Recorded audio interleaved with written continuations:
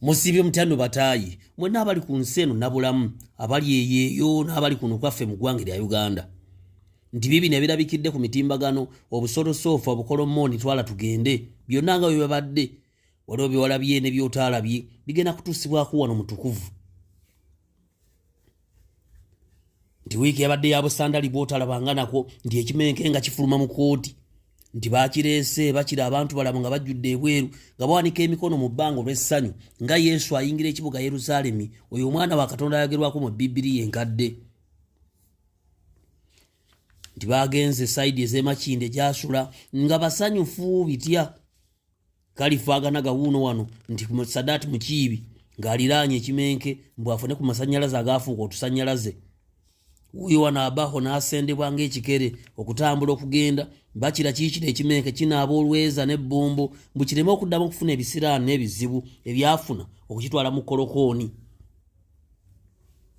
kyongedde okwogera ebirala ebiddako nti kyandyesimbawo mu 2026 ku Lord Mayor Erias Lukwago Kimenyiga Entula si yakaabira obwereere era agenda kufa ng'enjogera gye yaleeta bwegamba ojja kwongera okumanya n'okubikkula okulaba biki ebyabaddewo eyo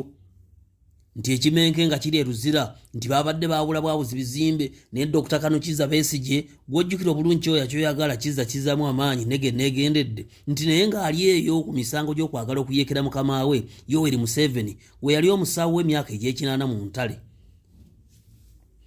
bu Dr. Kano Kizza Besigye waliwo abaamuwuddiisa ne bamukuba ekimuuni okumutwala mu ggwanga erya Kenya nti bamusibira okuba bamusange n'emmundu Sseribwatuka 2 munokyambe mujolo mu kyambe kya mukamwana nti ng'agala okujja okukinjaga Yoweri Museveni saako ne bannansi olwo atuule ku ntebe agikajjalako ng'egwe yali ajjanjaba bw'akoze ebbanga eggwanvu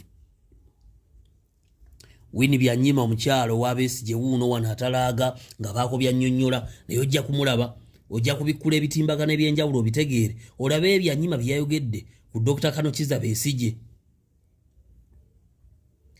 Jennifer Furufiga wuuno wano bamwogeddeko ne bamulaga wano ng'ali mu kulwana bambi agawabina awalungi okulaba ng'ekimenke kifuluma yasanyuse n'akuba essimu ng'akipiramu amafiina nga nti omwana wuuno wano kakubye mwana ateereddwa weebale kuwonga misambwa ne mandwa nti abaffe abatulumizi b'ensonga z'ebyobufuzi bagamba nti kino kirekawa Kyagulanyi Robert Ssentamu Bobi Wine nti omwana yandibanga ekifo akiriddewo nti yandibanga amukubye ebbusu nti bino byagenze okubeerawo nga Kyagulanyi ali eri ebweru w'eggwanga mbakyeruppe ng'agenze okusaka omusimbi ogunaamuyamba okunywera ku ntebe emyaka egya 2029 okyawuliriza ebifudde mu nsi eno nabulamu ku mutukuvu 0704 subscribing omanye biki buli kaseera ebitondebwawo bikutuusibwako bannaffe abannema mukwano gwaffe akankwasa balirega akulembera nnema ogamba otya bannaffe abatava niwuduze kabusu muli mutya ekifo ekisanyukirwamu saako n'emiziki egiri awo n'embaga n'ebirala ebiringa ebyo oyinza okuwummuliza ebirowoozo sayidi ez'ekabuusi wano mu Lubaga mu Kampala Lutunku Construction International Company Limited tebazimbye woowe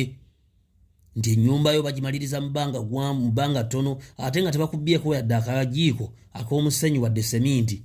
Operation Model Creation DCCU Digital Content Creators Uganda nti baabano weebali okutuusaako byonna Jenosali Musale byakoze mu kibiina nga wamu n'ekitongole ekya Operation Model Creation ekiyambe bannayuganda okwegobako nawookerawo obwavu okwetoola eggwanga erya Uganda Haji Yasini oli otya ne mukwano gwaffe Hamis Kigundu wali ku Ham Stadium Nakivubo emirimu mwebalo gitambuza nalabye nga muli mu kugogola omwala gwe Nakivubo ogwabadde gugegedde nti Bank of Uganda yalina ensimbi ziyabuliddwako obuwumbi bulinga 6 bwe bakyala kimpadde babunyakudde bagenda okukyuka bati nga kimyaku ye Mugabe abaffe ani yasikudde ensimbi mu banki ya Uganda enkulu ekuumwa bwetyo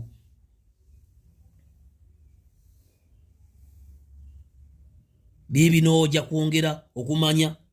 nti Jenosali Musale yayogedde biki Jenosali Musale yasinzidde wali eggulu Mbanyongo n'abaako byasindikira Eddie Kenzo Edirisa Musuuza kyana kyambaata